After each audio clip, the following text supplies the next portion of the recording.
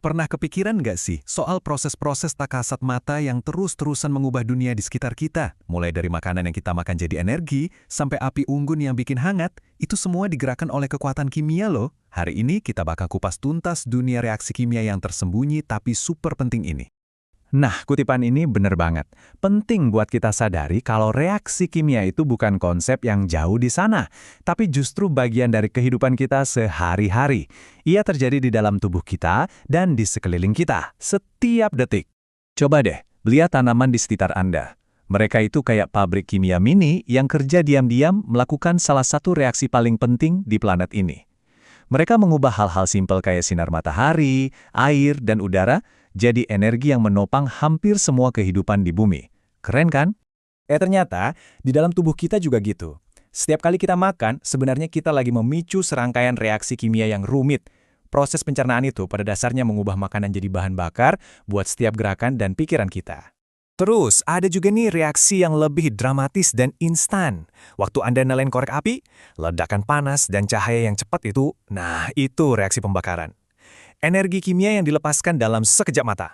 Jadi, inti dari semua contoh tadi itu, satu, reaksi kimia. Bayangin aja kayak main Lego. Kita punya balok-balok yang udah jadi satu bentuk. Reaksi kimia itu, proses membongkar balok-balok itu, terus menyusunnya lagi jadi sesuatu yang benar-benar baru. Bahan awalnya kita sebut reaktan, dan hasil akhirnya itu namanya produk. Ini jadi pertanyaan penting nih. Kalau kita nggak bisa lihat atomnya bergerak, gimana kita tahu sebuah reaksi lagi terjadi? Jawabannya adalah, kita harus jadi detektif kimia. Kita nggak cari sidik jari, tapi kita cari petunjuk-petunjuk visual yang ditinggalkan sama reaksi itu.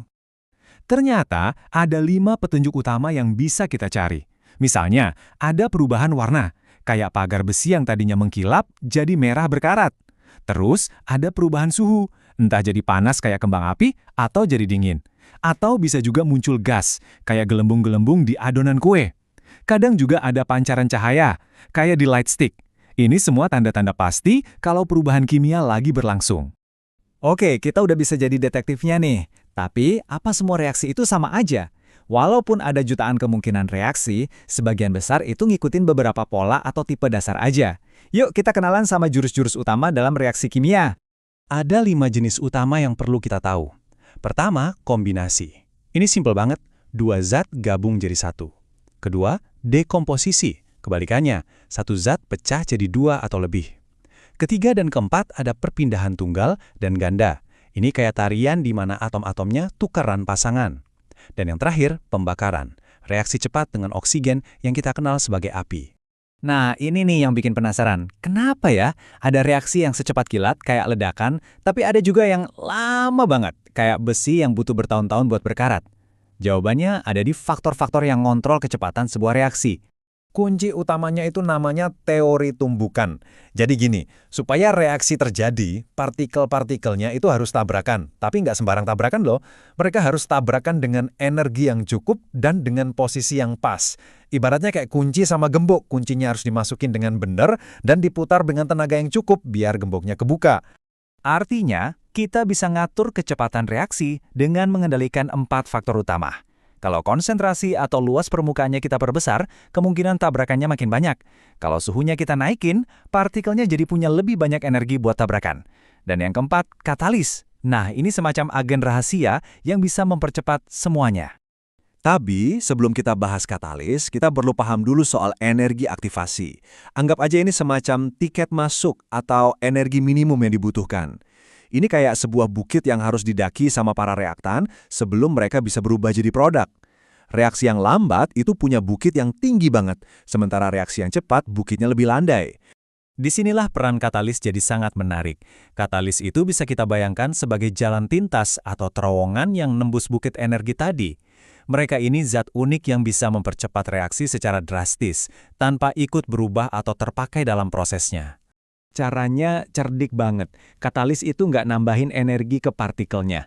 Sebaliknya, mereka menyediakan jalur alternatif buat reaksi. Sebuah jalur dengan bukit energi aktivasi yang jauh lebih rendah. Ini bikin lebih banyak partikel yang bisa berhasil lewatin rintangan itu.